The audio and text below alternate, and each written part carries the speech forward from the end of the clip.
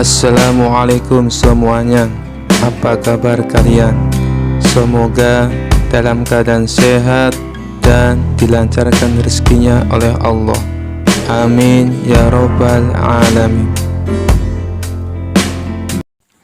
Dikisahkan suatu hari Abu Nawas kehabisan uang. Setelah berpikir keras, ia menemukan ide brilian untuk mendapatkan uang dengan cara yang unik.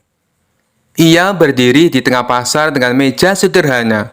Beberapa botol berisi cairan hijau dan sebuah papan bertuliskan jamu tolak miskin, dijamin kaya. Satu botol sama dengan 10 keping emas. Warga pasar yang membaca tulisan itu langsung heboh. Apa? Jamu tolak miskin? Kalau benar ampuh, aku mau beli.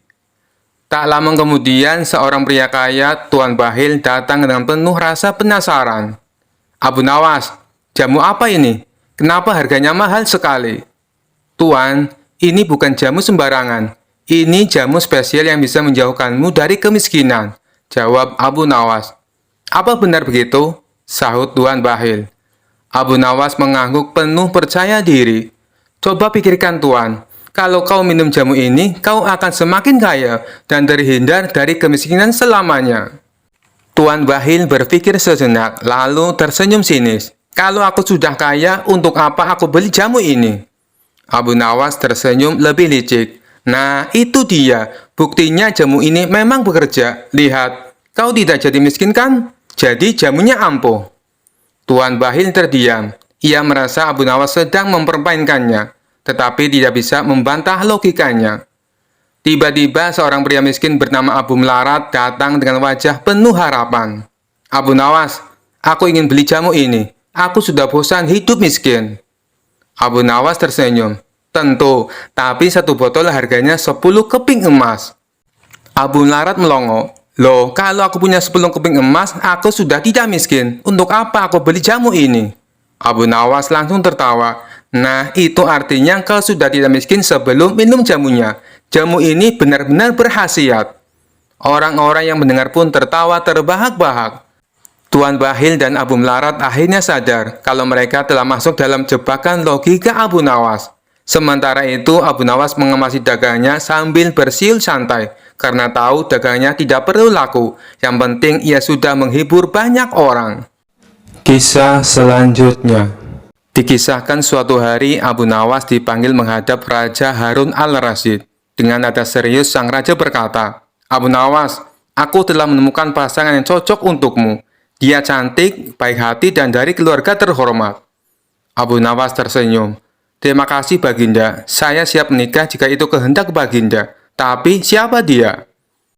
Raja menepuk bahunya. Dia adalah putri seorang bangsawan. Tapi ada satu hal yang perlu kau tahu. Dia buta.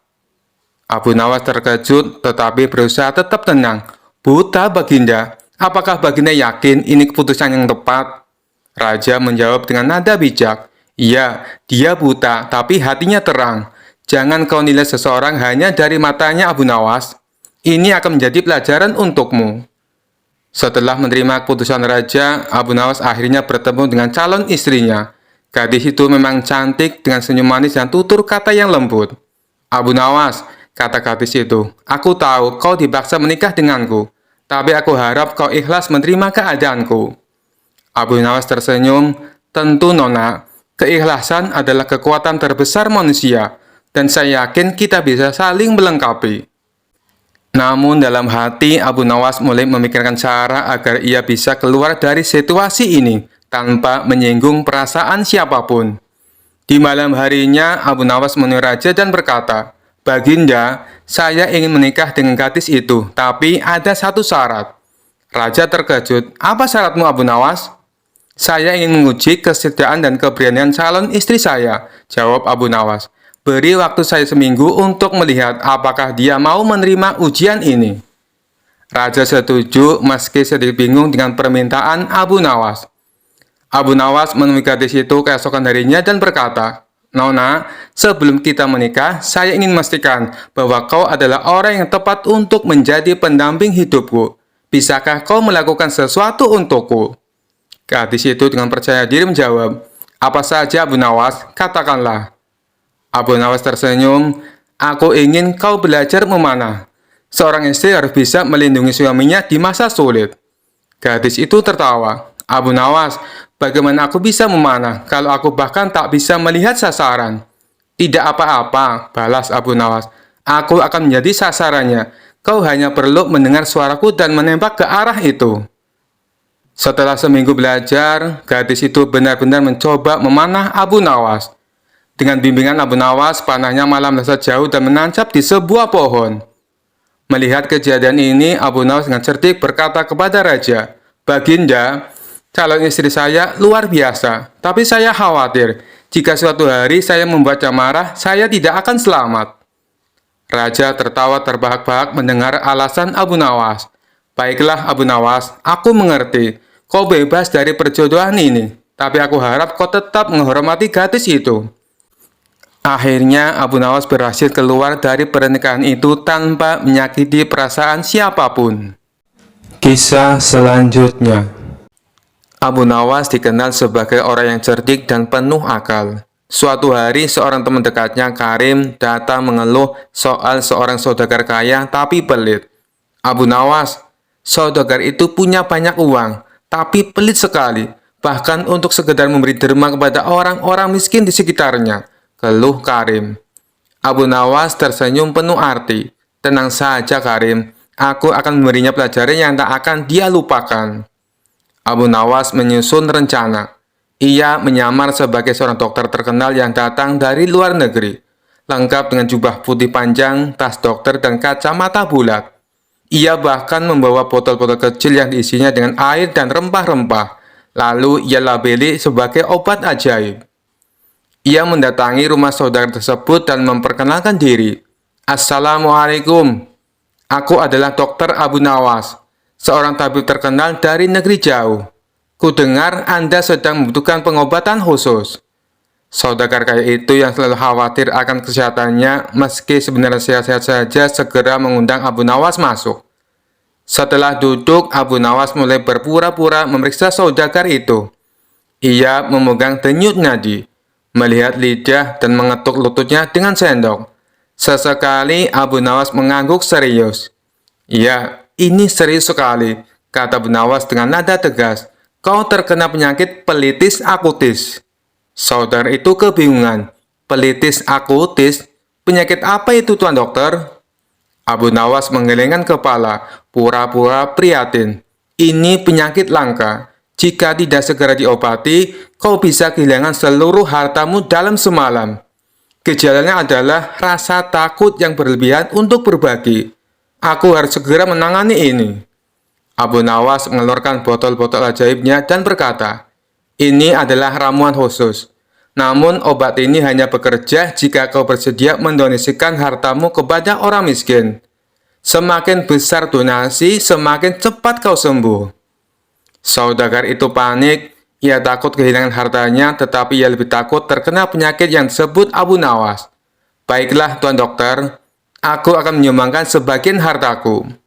Abu Nawas langsung memanggil beberapa orang miskin yang kebetulan lewat. "Ini, berikan sebagian uangmu kepada mereka sekarang juga," perintahnya. Saudagar itu dengan enggan mulai membagikan uang kepada orang-orang miskin. Abu Nawas terus mengawasi dengan wajah serius.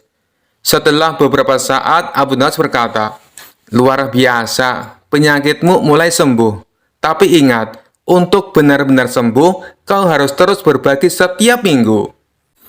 Beberapa minggu kemudian, saudagar itu merasa dirinya lebih baik. Ia bahkan mulai merasa senang berbagi dengan orang lain. Namun saat ia mendengar bahwa Dr. Abdul Nawas sebenarnya adalah Abdul Nawas, ia malah tertawa. "Abu Nawas memang pintar sekali. Dia menipuku, tapi aku tak marah. Aku justru merasa lebih bahagia sekarang."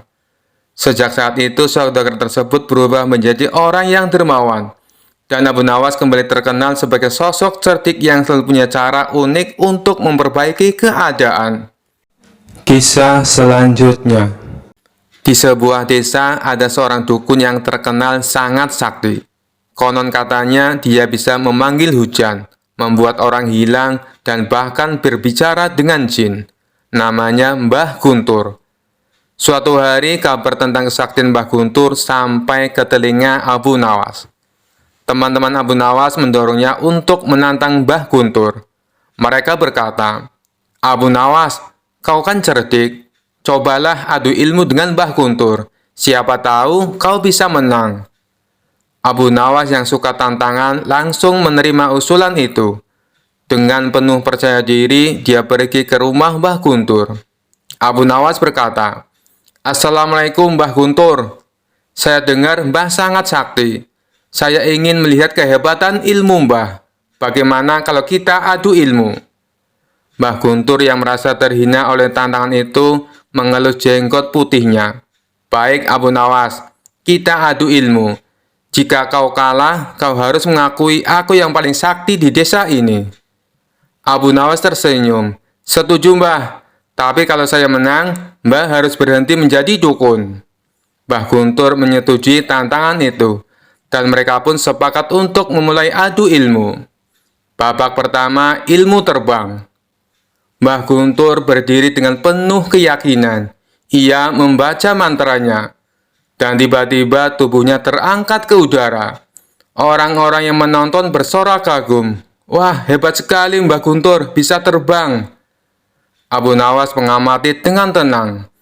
Setelah Mbah Guntur mendarat, Abu Nawas tersenyum. Dia melangkah ke depan dan berkata, "Mbah, lihat aku bisa terbang lebih tinggi." Dengan percaya diri, Abu Nawas naik ke pohon besar di dekatnya, memanjat sampai ke puncak. Dari atas pohon, dia berteriak, "Lihat aku, lebih tinggi dari Mbah." Orang-orang tertawa terbahak-bahak melihat kelicikan Abu Nawas. Mbah Guntur tersenyum kecut, tapi dia tidak pernah menyerah. Babak kedua, menghilangkan orang. Mbah Guntur lalu menantang Abu Nawas lagi. "Sekarang, lihat aku akan membuat orang hilang." Ia memanggil salah satu penduduk desa, membaca mantranya, dan dalam sekejap orang itu hilang dari pandangan.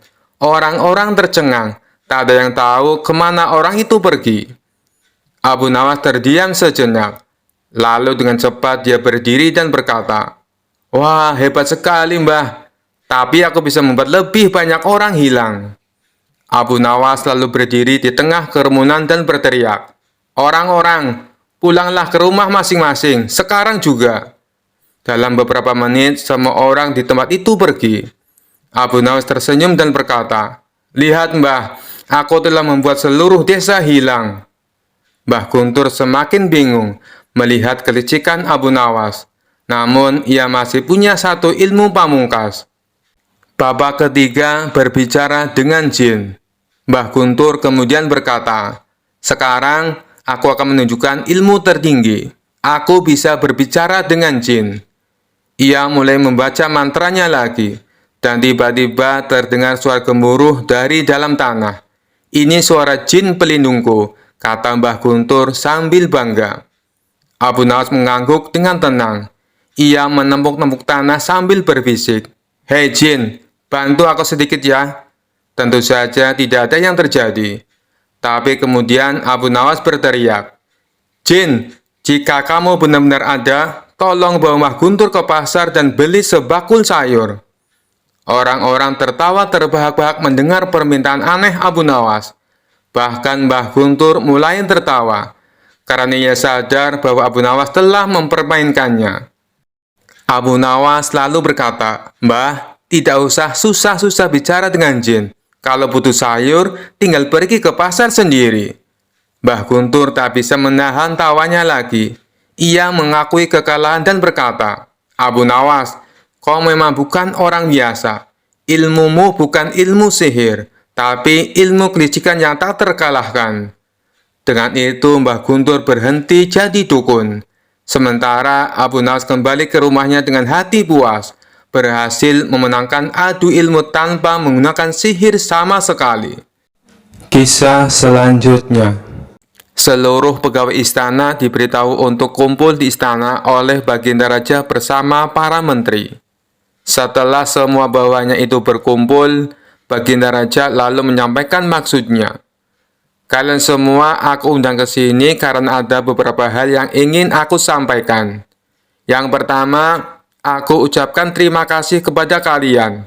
karena selama ini kalian telah bekerja keras ikut membantu mengurus negeri yang kita cintai ini, kata Baginda Raja.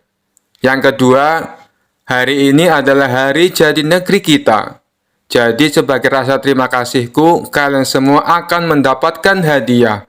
Lanjutnya. Mendengar hal itu, para menteri bersorak kegirangan. Terima kasih Paduka Yang Mulia, kata salah seorang menteri. Di tengah suasana penuh kegembiraan, tiba-tiba salah satu menteri bertanya, Paduka Yang Mulia, bukankah Abu Nawas juga sering membantu menangani masalah yang ada di dalam negeri kita? Dia juga sering menghibur Paduka Yang Mulia. Tapi kenapa dia tidak diundang? Seketika Baginda Raja tersadar bahwa dirinya hampir saja melupakan seseorang yang sangat dikagumi akan kecerdikannya. Terima kasih wahai menteriku, kau telah mengingatkanku, balas Baginda Raja. Kemudian ia memerintahkan beberapa pengawal segera memanggil Abu Nawas. Tidak berapa lama kemudian, datanglah Abu Nawas ke istana menghadap Baginda Raja. Sesaat Abu Nawas sempat terkejut, karena ia melihat tidak seperti biasanya. Seluruh menteri istana berkumpul tanpa ada satupun yang absen. Ampun Paduka Yang Mulia, ada gerangan apa Paduka memanggil hamba? Sepertinya ada masalah yang serius, tanya Abu Nawas. Tidak ada masalah apa-apa Abu Nawas. Justru ini adalah hari yang penuh kebahagiaan, balas Baginda Raja. Alhamdulillah kalau begitu. Tapi ada tujuan apa hamba dan semua menteri istana diperintah menghadap Paduka? Tanya Abu Nawas lagi. Baginda Raja lalu memberitahu akan memberikan hadiah kepada semua menteri, termasuk Abu Nawas. Hadiah yang akan dibagikan tersebut sebagai wujud terima kasih kepada orang-orang yang telah berjasa, ikut andil mengurus negeri dan rakyat. Kemudian Baginda Raja mengajak Abu Nawas dan semua menteri memasuki ruangan besar yang penuh perhiasan emas. Saat ini kuhadirkan kepada kalian sebuah kebebasan, sampai waktu yang telah aku tentukan. Silakan peganglah apa yang besar yang ada di dalam ruangan ini. Dan apa yang berhasil kalian pegang akan menjadi milik kalian, teriak Baginda Raja. Spontan para menteri berhamburan mencari sesuatu yang disenangi. Masing-masing berebut menyentuh perhiasan paling besar agar bisa menjadi miliknya. Sedangkan Abu Nawas sendiri hanya terdiam. Ia sama sekali tidak ikut memperebutkan hadiah. Abu Nawas tetap berdiri di samping Baginda Raja. Melihat hal itu, Baginda Raja menjadi heran. Hai Abu Nawas, kenapa diam saja? Kau tidak butuh hadiah emas? Tanya Baginda Raja. Ditanya seperti itu, Abu Nawas justru cengengesan sambil terus menatap Baginda Raja. Tanpa diduga dari belakang, Abu Nawas memeluk Baginda Raja sangat erat. Hai Abu Nawas, apa-apaan ini? Apa yang kau lakukan? Teriak Baginda Raja kesakitan. Baginda Raja berusaha berontak, namun Abu Nawas makin erat memeluknya, hingga tidak berdaya melakukan sesuatu. Abu Nawas, kau sudah gila ya? Lepaskan aku! Teriak Baginda Raja lagi. Kali ini Baginda Raja berontak sekuat tenaga. Akhirnya Abu Nawas terpental jatuh. Ketika Abu Nawas hendak berdiri dan beranjak, Baginda Raja mengumumkan bahwa waktu yang ditentukan telah habis. Dari seluruh menteri terlihat masing-masing memegang beberapa perhiasan emas yang berhasil didapatkan. Emas yang ada di tangan kalian sepenuhnya adalah milik kalian. Silakan dibawa pulang, kata Baginda Raja. Maka satu persatu menteri mohon diri pamit pulang. Begitu juga dengan Abu Nawas, ia mohon pamit kepada Baginda Raja. Tunggu Abu Nawas, jangan pulang dulu, aku masih ada urusan dengan kau, ucap Baginda Raja. Baginda Raja lalu menanyakan kepada Abu Nawas perihal tingkah anehnya yang tiba-tiba memeluk dirinya. Maaf Paduka Yang Mulia, semua menteri Paduka adalah orang-orang bodoh. Mereka lebih memilih beberapa harta Paduka. Padahal jika mereka memilih Paduka, niscaya mereka akan memiliki semua harta itu, ucap Abu Nawas. Aku melihat semua harta Paduka sangat aku sukai, hingga rasanya sayang sekali jika aku hanya memilih salah satunya. Maka aku memeluk Paduka Yang Mulia. agar paduka menjadi milikku, dan aku bisa memiliki semuanya. Ibunya menjelaskan. Maksudmu bagaimana, Abu Nawas? Tanya Baginda Raja kebingungan. Begini paduka yang mulia, kebanyakan manusia bodoh di dunia ini lebih memilih harta dunia ketimbang pemilik sejatinya, yaitu Allah Subhanahu wa Ta'ala. Banyak manusia berlomba-lomba hanya untuk mendapatkan sebagian kecilnya saja. Padahal kalau dia mau memilih dan memiliki Allah, niscaya bukan hanya semua yang ada di muka bumi ini yang akan menjadi miliknya, melainkan Allah pun akan menjadi miliknya. Jika Allah telah menjadi miliknya, semua akan ia dapatkan. Itulah alasannya kenapa hamba memeluk paduka. Dengan begitu, hamba telah memiliki paduka. Jadi semua yang paduka miliki kini menjadi milikku juga, termasuk istana dan harta seisinya, papar Abu Nawas sambil cengengesan. Kamu memang cerdik, Abu Nawas, puji Baginda Raja. Maka sebagai hadiahnya, Baginda Raja mempersilakan Abu Nawas untuk memilih sendiri. Ia mempersilakan Abu Nawas mengambil hadiah sebanyak yang dia inginkan. Akhirnya, tanpa bersusah payah, Abu Nawas bisa mendapatkan hadiah emas yang lebih banyak daripada menteri-menteri istana. Kisah selanjutnya. Rumah Abu Nawas konon pernah didatangi Abu Jahil yang terkenal pelit. Ia lalu menjelaskan tujuan kedatangannya. Dia ingin meminjam 100 dinar. Tentu saja Abu Nawas terkejut mendengarnya. Dari mana saya mendapatkan uang sebanyak itu? Kata Abu Nawas. Tolonglah Abu Nawas, aku yakin kamu pasti ada. Pinjami aku selama sebulan, pinta Abu Jahil merengek. Awalnya Abu Nawas tidak mau mengabulkan permintaan Abu Jahil. Namun karena terus-menerus didesak, Abu Nawas tidak bisa menolak. Tapi kamu janji ya, hanya sebulan, kata Abu Nawas mengingatkan. Ya, saya berjanji Abu Nawas, bulan depan kebun saya akan panen. Saya pasti akan mengembalikan uang pinjaman, jawab Abu Jahil. Singkat cerita, setelah 1 bulan, Abu Jahil tidak pernah mengembalikan uang tersebut. Padahal saat itu kebun Abu Jahil sudah panen, dan hasil panennya melimpah ruah.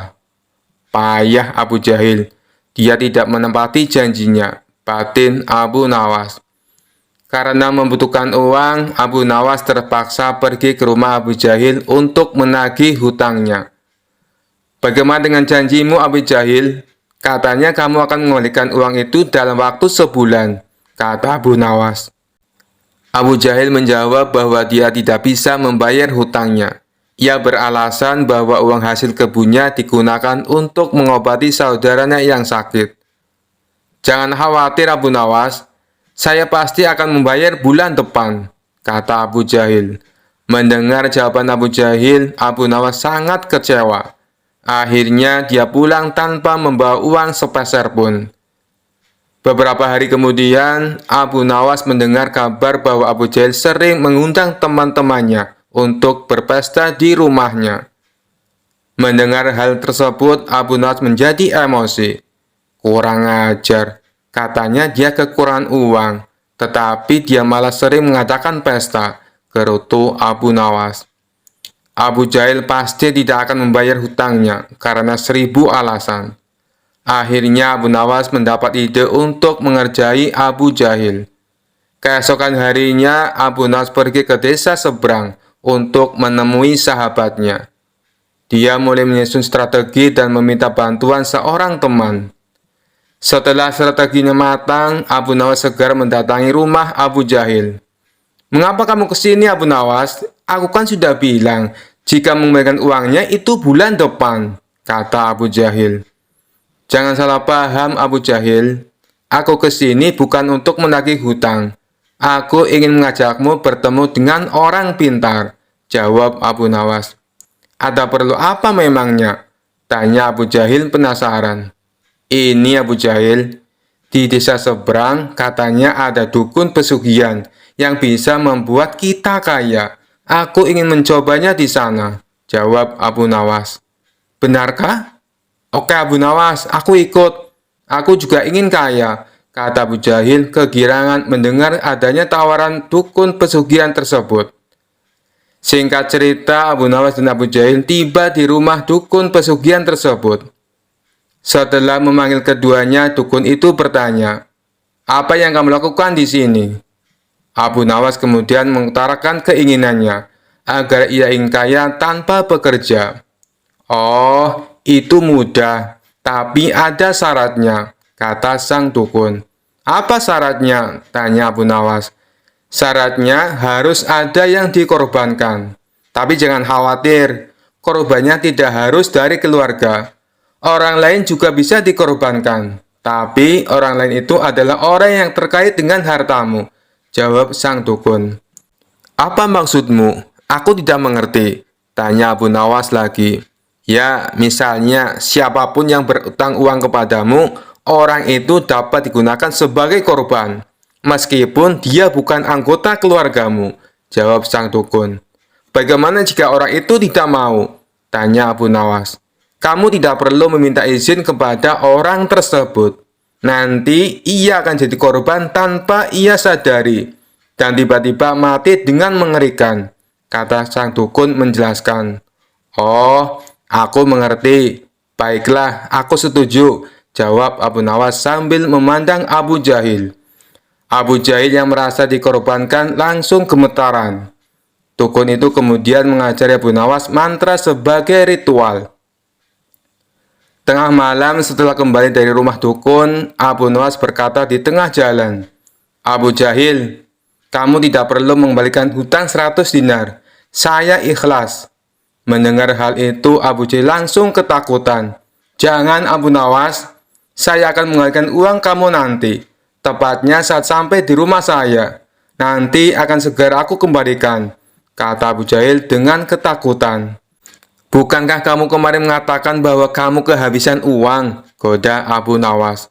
"Saya masih punya banyak uang, Abu Nawas. Aku sengaja berbohong padamu," kata Abu Jahil. Akhirnya Abu Jahil segera mengembalikan uang pinjamannya kepada Abu Nawas di hari itu juga, sejumlah uang 100 dinar. Setelah diselidiki, terungkap bahwa dukun yang didatangi Abu Nawas dan Abu Jahil adalah sahabat Abu Nawas. Taktik ini sengaja diatur oleh Abu Nawas dan kawannya tersebut agar Abu Jahil segera melunasi hutangnya. Cerdas sekali Abu Nawas. Kisah selanjutnya. Dikisahkan suatu malam, Baginda Raja Harun al-Rasyid bermimpi dalam tidurnya bertemu seorang lelaki tua. Lelaki itu berpesan kepada Baginda Raja, jika negeri yang dipimpinnya akan dilanda musibah hebat. Oleh karena itu, agar dapat menghindari bencana tersebut, ia harus mengusir seorang penduduk negerinya yang bernama Abu Nawas. Keesokan harinya setelah terbangun, Baginda Raja mulai gelisah. Sang raja galau karena teringat mimpi yang dialaminya semalam. Raja kemudian memerintahkan kepada pesuruhnya untuk menghadirkan Abu Nawas ke istana. Abu Nawas pun akhirnya berada di istana. Baginda Raja kemudian berkata kepada Abu Nawas, "Hai Abu Nawas, semalam aku bermimpi. Mimpi tersebut sangat aneh. Dan aku merasakan jika mimpi itu adalah suatu pertanda buruk bagi negeriku. Dalam mimpiku, aku bertemu seorang laki-laki tua yang memakai pakaian serba putih. Ia mengatakan kepadaku, jika negeri ini akan ditimpa bencana yang sangat besar. Agar musibah itu tidak terjadi, ia berpesan agar aku mengusir seorang rakyatku dari negeri ini yang bernama Abu Nawas." Lelaki tua itu juga mengatakan, jika Abu Nawas itu ingin kembali, maka hendaklah dia tidak berpijak di atas bumi atau menghindari tunggangan apapun. Tapi jika ia tidak bisa melakukan seperti itu, maka ia tidak boleh lagi kembali ke negeri ini. Karena mimpi itu, maka aku yakin ada sebuah kesialan atas dirimu. Sehingga aku memutuskan untuk mengusirmu dari negeri ini, kata Baginda Raja. Setelah mendengar perintah Baginda Raja atas pengusiran dirinya, perasaan Abu Nawas berkecamuk dan galau. Abu Nawas kemudian meninggalkan istana dan kembali ke rumah. Ia menceritakan kepada istrinya tentang apa yang telah dititahkan raja kepadanya. Istrinya pun merasa sangat sedih mendengar cerita Abu Nawas. Abu Nawas kemudian langsung pergi meninggalkan keluarganya dengan membawa bekal seadanya. Ketika dalam perjalanan, ia terus memohon kepada Allah agar diberi petunjuk. Abu Nawas terus memutar otaknya agar dapat keluar dari masalah itu. Abu Nawas terus berjalan tanpa tujuan hingga sampai di sebuah negeri. Selama beberapa hari di negeri itu, ia terus berpikir bagaimana cara ia kembali ke negeri Baghdad tanpa melanggar apa yang dipesankan raja kepadanya, yaitu tidak boleh menginjak bumi dan tidak boleh mengendari tunggangan apapun. Bukan Abu Nawas namanya jika ia memiliki keputusasaan dan kebuntuan dalam berpikir. Abu Nawas tidak berputus asa atas segala masalah yang telah menimpanya. Meskipun alasannya membuat ia diusir sama sekali tidak masuk akal. Ia menerimanya dengan ikhlas, selalu berdoa kepada Allah dan berpikir untuk bisa keluar dari setiap masalah yang menimpanya. Singkat cerita, pada suatu hari ia merasakan rindu yang begitu berat kepada keluarganya. Sayangnya, ia belum menemukan cara untuk kembali. Hingga pada suatu hari, tiba-tiba dia menemukan sebuah cara yang sangat masuk akal dan tidak membuatnya melanggar perintah sang raja. Setelah ia menemukan cara tersebut, Abu Nawas segera mempersiapkan segala sesuatu dan bersiap untuk kembali ke kampung halamannya di Baghdad. Akhirnya, kabar kembalinya Abu Nawas mulai viral dan tersebar hingga ke telinga baginda raja. Kepulangan Abu Nawas disambut gembira oleh beberapa warga karena kecintaan mereka kepada Abu Nawas. Baginda raja pun ikut senang, akan tetapi kali ini dalam suasana yang berbeda. Jika rakyat merasa senang karena mereka menyukai Abu Nawas, baginda raja senang karena kali ini ia dapat leluasa memberi hukuman kepada Abu Nawas. Baginda raja berpikir Abu Nawas akan mustahil dapat kembali tanpa berpijak pada bumi atau menunggangi sesuatu. Hingga akhirnya tibalah Abu Nawas di istana dan menghadap baginda raja. Kehadirannya di istana membuat baginda raja dibuat kaget, lantaran melihat Abu Nawas bergelantungan mengikat dirinya di bawah seekor keledai. Kemudian Abu Nawas berkata kepada baginda raja, "Wahai baginda raja, bukankah engkau telah mengusirku dari negeri ini dan melarangku kembali dengan berjalan memijak bumi dan tidak boleh menunggang apapun? Oleh sebab itu, aku telah kembali dengan tidak memijak pada bumi dan tidak pula menunggang apapun, kecuali aku bergelantungan di bawah perut keledai." Melihat kedatangan Abu Nawas dan alasan yang diberikannya membuat baginda raja merasa masuk akal dan sangat memuaskan. Akhirnya Abu Nawas bisa kembali ke rumah bersama keluarganya tanpa mendapat hukuman dari baginda raja. Kisah selanjutnya. Suatu hari, raja sedang termenung dalam-dalam di singgasana istana, memikirkan pertanyaan yang benar-benar membuatnya penasaran. Setelah merenung lama, ia akhirnya memutuskan untuk memanggil Abu Nawas. Siapa lagi yang bisa menjawab pertanyaan anehnya, selain sahabat licik dan cerdiknya itu? Ketika Abu Nawas tiba, raja berkata dengan nada serius, "Abu Nawas, aku punya pertanyaan sangat besar kali ini. Aku ingin tahu, sebelum alam semesta diciptakan, di mana Allah berada?" Abu Nawas yang sudah terbiasa dengan pertanyaan aneh dari raja, tersenyum kecil. Kali ini pertanyaannya benar-benar sulit. Tapi sebagai orang yang terkenal cerdas dan penuh humor, ia tahu bahwa jawaban cerdas dan lucu adalah caranya untuk keluar dari situasi ini.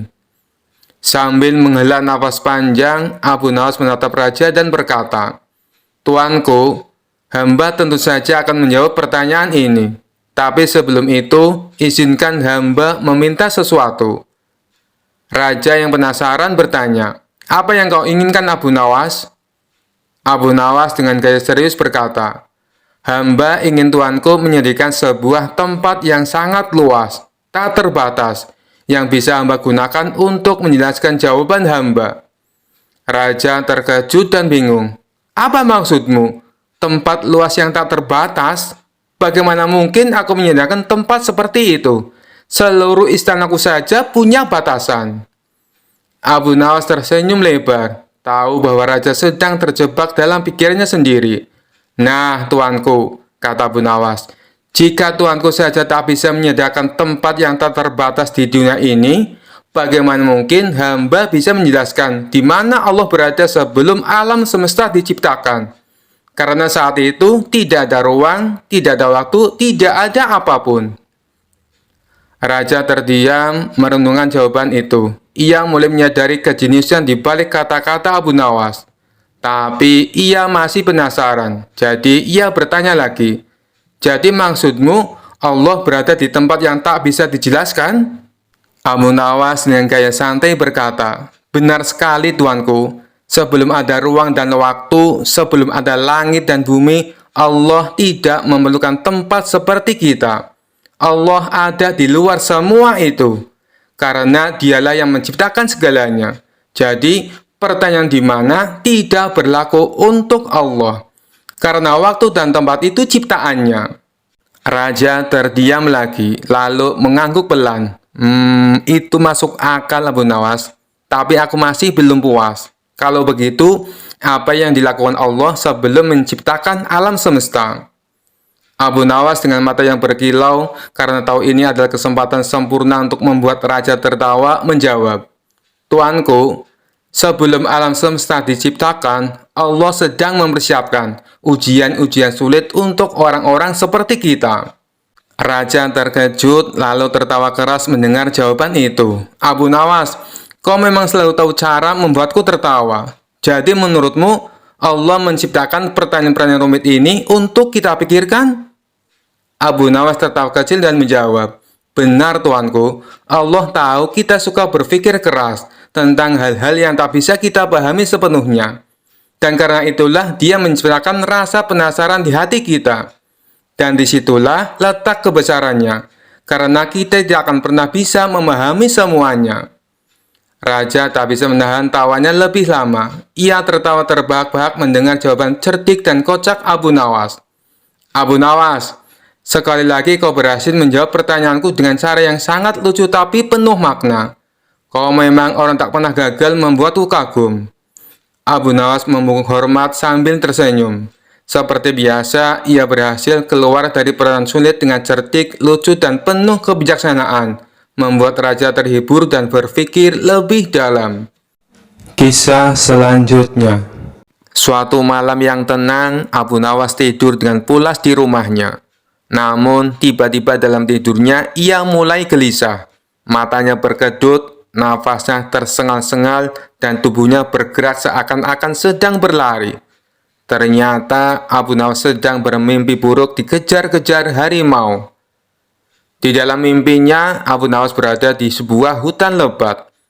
Ia mendengar deru nafas berat dari balik semak-semak. Ketika menoleh ke belakang, ia melihat seekor harimau besar berlari ke arahnya dengan mata yang bersinar ganas. Astagfirullah, harimau! Seru Abu Nawas dalam mimpi itu. Sambil berlari secepat mungkin, tapi seperti mimpi pada umumnya, kakinya terasa berat, dan setiap langkahnya seperti berjalan di lumpur. Harimau itu semakin mendekat dan Abu Nawas mulai panik. Lari Abu Nawas, lari! Ia berteriak pada dirinya sendiri. Namun tak peduli seberapa keras ia mencoba, harimau itu semakin dekat. Taringnya terlihat tajam dan siap menerkam. Ketika Abu Nawas sudah hampir menyerah, tiba-tiba ia tersandung batu besar dan terjatuh. Dengan cepat, harimau itu melompat ke arahnya. Tapi sebelum harimau itu menerkam, Abu Nawas berteriak, Tunggu, tunggu dulu. Ajaibnya, harimau itu berhenti di udara, menggantung seperti sedang mempertimbangkan kata-kata Abu Nawas. Kenapa kau berhenti? Tanya harimau bingung.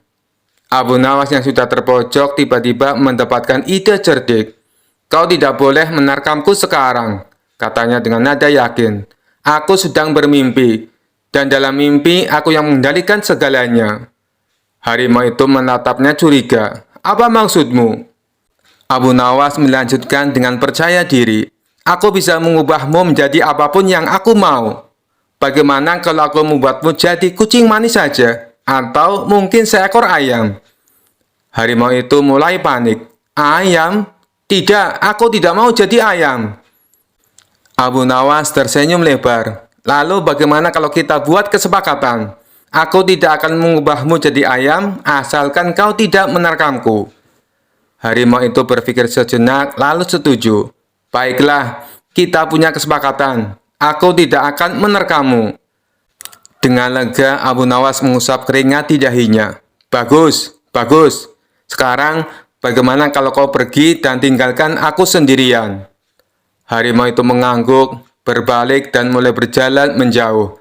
Namun, sebelum pergi terlalu jauh, ia menoleh kembali dan berkata, Ingat Abu Nawas, lain kali kalau kau bermimpi lagi, jangan buat aku marah. Aku tidak suka diancam jadi ayam.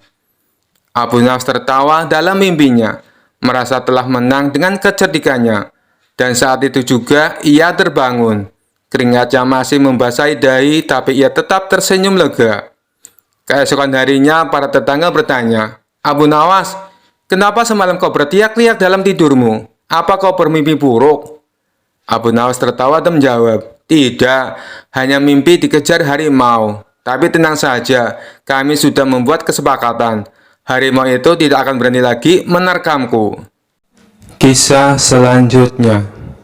Dikisahkan pada suatu hari di musim hujan, cuaca di kota tempat tinggal Abu Nawas sangat buruk.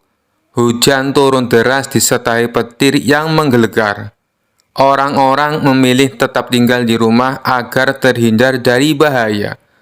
Namun, Abu Nawas justru berkeliling di luar rumah, berjalan santai dengan payung bolong yang anehnya tidak melindunginya dari hujan.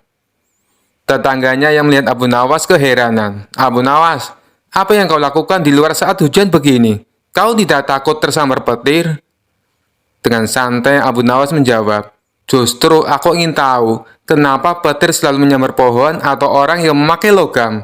Apakah petir bisa mengenali siapa yang disambarnya?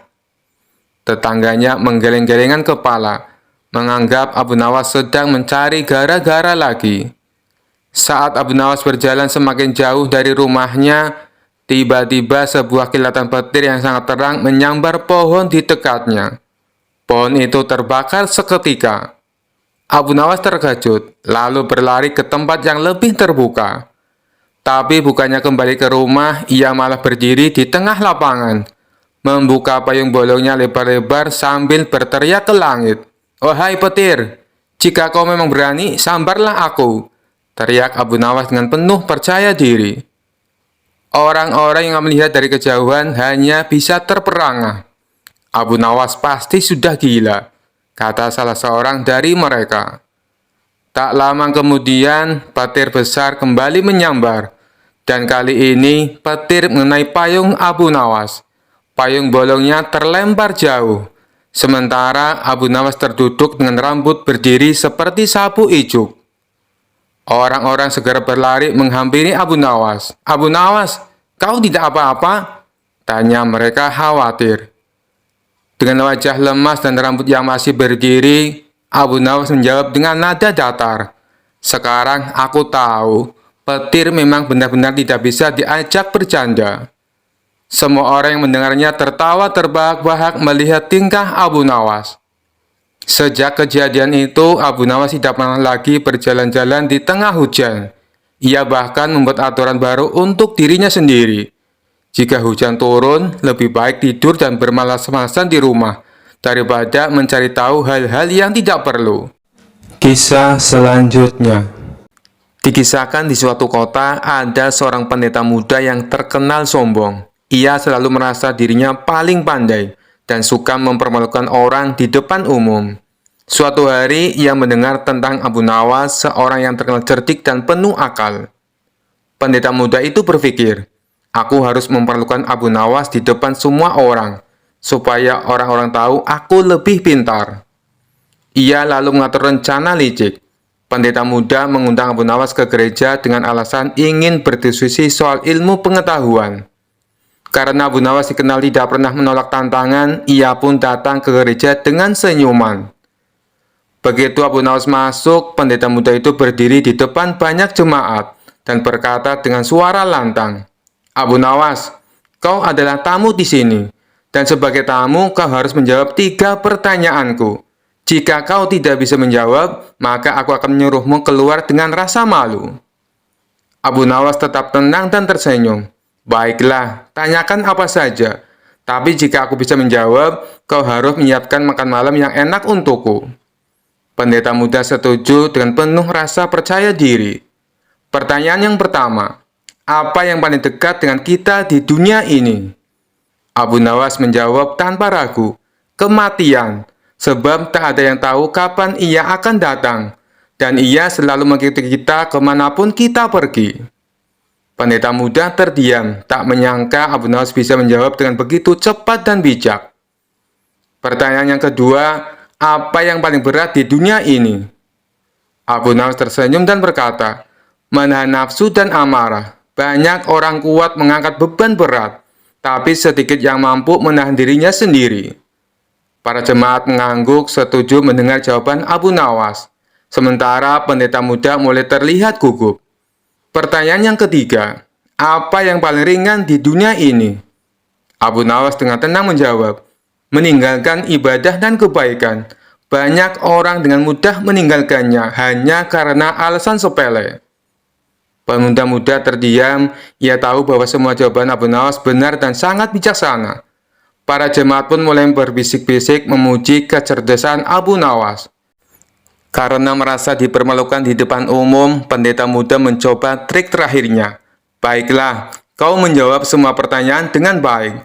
Tapi sebelum aku menyiapkan makan malam untukmu, aku ingin melihat apakah kau benar-benar cerdik. Bisakah kau menghilang dari tempat ini tanpa berjalan keluar lewat pintu?" Abu Nawas tersenyum lebar dan berkata, "Tentu saja." Ia lalu duduk tenang, memejamkan mata dan berkata, "Sekarang aku sudah tidak ada di sini, karena jiwaku sudah melayang jauh ke negeri lain, yang tinggal hanya tubuhku. Jadi aku sudah hilang." Semua orang tertawa terbahak-bahak mendengar kecerdikan Abu Nawas. Sementara pendeta muda hanya bisa menahan malu. Akhirnya ia memenuhi janjinya dengan menghidangkan makan malam yang enak untuk Abu Nawas. Kisah selanjutnya. Suatu sore, Abu Nawas berjalan melewati sebuah sumur tua di tepi desa yang sudah lama dikenal angker. Konon sumur itu dihuni oleh seorang jin wanita yang sering menggoda para lelaki dengan rayuan manisnya. Tapi sebagai orang yang cerdik, Abu Nawas merasa tertantang untuk menghadapinya. Ketika Abu Nawas mendekati sumur tua itu, tiba-tiba terdengar suara merdu dari dalam sumur. "Wahai Abu Nawas, kau tampan sekali. Suaramu terdengar gagah dan menawan. Tidakkah kau ingin melihatku lebih dekat?" Abu Nawas tersenyum geli dan berkata dengan suara lantang, "Wahai jin cantik, apakah kau tidak pernah melihat orang tampan seperti aku sebelumnya?" Jin wanita itu tertawa kecil, suaranya begitu manis. "Oh tidak Abu Nawas, kau adalah orang yang paling istimewa. Masuklah ke sumur ini, dan kita bisa hidup bersama. Aku akan membuatkanmu minuman lezat dan memanjakanmu setiap hari."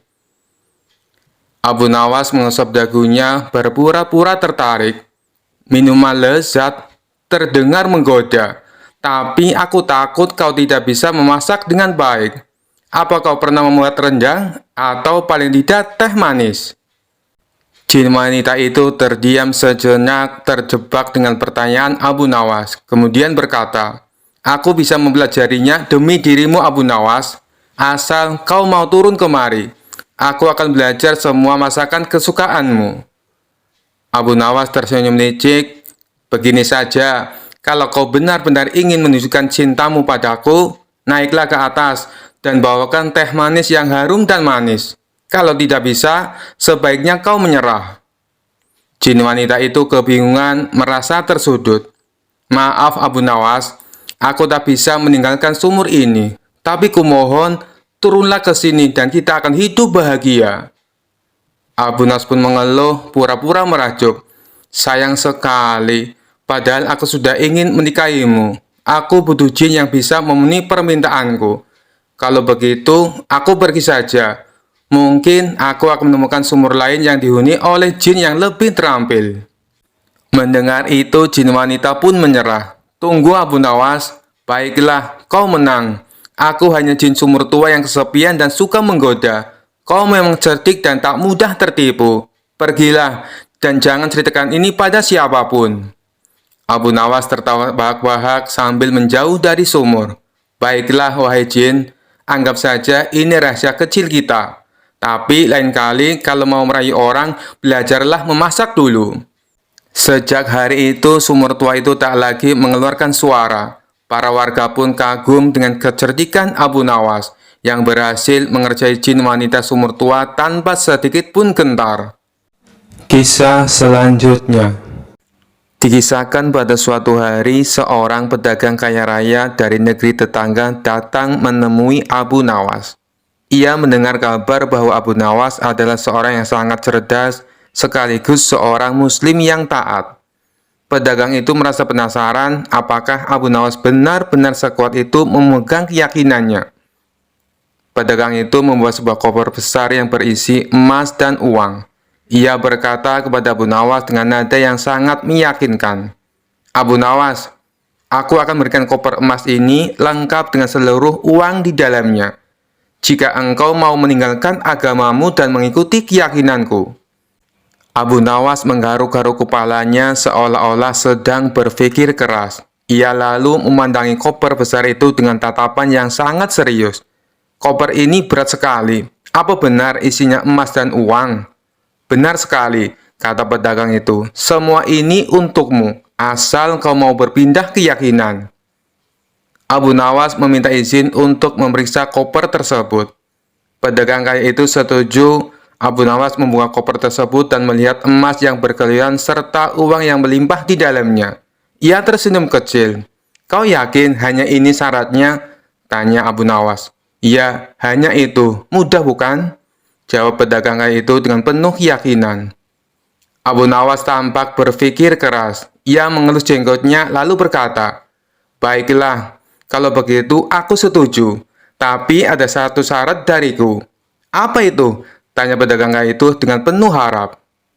Abu Nawas menjawab dengan tenang, "Aku ingin kau menjadi saksi bahwa aku pindah keyakinan dengan sepenuh hati. Tapi sebelumnya, mari kita sholat bersama, agar aku bisa berpamitan kepada Tuhanku untuk terakhir kalinya." Pedagang itu bingung. "Sholat? Mengapa kau perlu sholat? Bukankah kau akan meninggalkan Tuhanmu?" "Ya, tapi aku ingin berpamitan dengan baik. Ini soal sopan santun, kawan. Apalagi Tuhan adalah pemilik segalanya, bahkan emas yang ada di koper ini. Kau tidak ingin aku terlihat tidak sopan, bukan?" Pedagang itu yang tidak tahu harus berkata apa, akhirnya setuju. Abu Nawas pun memimpin sholat. Setelah sholat selesai, Abu Nawas bangkit dengan wajah ceria. "Aku sudah pamit kepada Tuhanku. Tapi kau tahu apa yang terjadi?" "Apa?" tanya pedagang itu. "Tuhanku mengatakan, 'Abu Nawas, apakah kau ingin menukarku dengan koper yang isinya ciptaanku?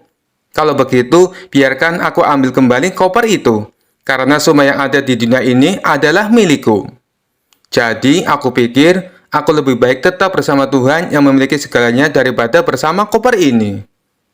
Pedagang itu tertegun lalu berkata, "Kau memang cerdas, Abu Nawas. Aku menyerah." Abu Nawas tertawa kecil dan mengembalikan koper tersebut. "Bawa koper ini kembali, kawan. Tapi ingat, iman tak bisa dibeli dengan emas atau uang, apalagi dengan koper." Pedagang itu pergi dengan wajah malu, sementara Abu Nawas kembali ke rumahnya sambil tertawa puas. Kisah selanjutnya. Dikisahkan suatu hari di sebuah pasar kota Baghdad terdengar kabar mengejutkan bahwa ada seorang biarawati asing yang pernah membakar Al-Quran di negeri asalnya. Biarawati itu terkenal sebagai sosok yang sombong dan gemar memperdebatkan agama dengan orang-orang. Kali ini ia datang ke Baghdad dan menantang siapa saja untuk berdebat. "Mana orang pintar di kota ini? Aku ingin membuktikan bahwa kepercayaanku lebih baik daripada kalian semua," teriak sang biarawati dengan lantang di tengah kerumunan. Mendengar keributan itu, Abu Nawas yang kebetulan lewat langsung maju ke depan dengan santai. "Aku Abu Nawas, orang biasa di kota ini. Aku menerima tantanganmu, katanya dengan senyum penuh percaya diri. Biarawati itu menatap Abu Nawas dari atas ke bawah. Kau, tampangmu saja seperti pengemis. Kau yakin bisa berdebat denganku? Abu Nawas tertawa kecil. Tidak perlu tampang pintar untuk menang dalam debat. Cukup dengan akal sehat. Baiklah, kata si biarawati. Aku pernah membakar Al-Quran dan lihat, tidak ada yang terjadi padaku. Itu buktinya kitab kalian tidak punya kekuatan apa-apa. Orang-orang yang mendengar ucapan itu terkejut, tapi Abu Nawas tetap tenang. Ia mengusap dagunya, berpikir sejenak, lalu berkata, "Baik, kalau begitu mari kita uji logika sederhana." "Uji apa?" tanya biarawati dengan nada mengejek. Abu Nawas menunjuk sebuah botol kecil berisi air yang dijual oleh pedagang di pasar. "Coba ambil botol itu, lalu bakar airnya hingga habis." Biarawati mengerutkan dahi. Bakar air? Itu mustahil. Air tidak bisa terbakar, hanya akan menguap. Abu Nawas tersenyum lebar. Nah, sama seperti air tidak bisa terbakar. Firman Tuhan dalam Al-Quran tidak bisa dihapus hanya dengan membakar kertasnya. Yang kau bakar hanyalah kertas, bukan isi atau makna dari firman Tuhan itu. Kerumunan yang mendengar jawaban Abu Nawas bersorak dan tertawa. Sementara biarawati itu terdiam, wajahnya memerah karena malu. Jadi, apa yang kau bakar itu hanya lembaran kertas biasa. Firman Tuhan tetap ada di hati orang-orang yang membacanya dan mengamalkannya. Lanjut Abu Nawas dengan nada lembut tapi penuh makna. Biarawati itu akhirnya mengangguk malu-malu. Kau benar, Abu Nawas.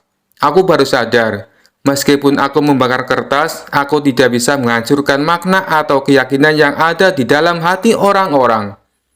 Abu Nawas tersenyum ramah. Tidak masalah, yang penting kau sudah paham. Dan mulai sekarang, coba hargai keyakinan orang lain.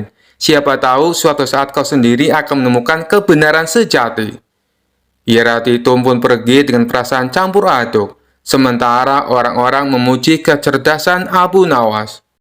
Kisah selanjutnya. Suatu hari Abu Nawas sedang berjalan-jalan di pasar. Seperti biasa, dia disapa oleh banyak orang yang kagum dengan kecerdasannya. Namun hari itu, seorang pria bisu datang mendekat dan mulai menggerak-gerakkan tangan dan wajahnya dengan ekspresi marah, seolah-olah mengajak Abu Nawas untuk berdebat. Abu Nawas yang terkenal cerdik dan humoris segera menyadari tantangan unik ini. Dia tidak bisa mengabaikan ajakan berdebat tersebut, meskipun lawannya tidak bisa berbicara. Maka dia pun berusaha menanggapi dengan isyarat dan gerakan. Pria bisu itu mengacungkan satu jari ke arah Abu Nawas. Abu Nawas berpikir sejenak, lalu mengacungkan dua jari sebagai balasan. Orang-orang di sekitar mulai berkumpul penasaran dengan apa yang sedang terjadi. Pria bisu itu kemudian mengacungkan tiga jari, dan Abu Nawas dengan tenang mengangkat kepalan tangannya. Orang-orang mulai tertawa, tetapi mereka masih tidak mengerti apa yang sedang mereka bicarakan. Pria bisu itu kemudian membuat gerakan melingkar dengan tangannya, seolah-olah menggambarkan dunia. Abu Nawas menjawab dengan menunjuk ke tanah. Pria bisu itu menggelengkan kepala dengan keras, lalu menunjuk ke langit. Abu Nawas tersenyum dan mengangguk.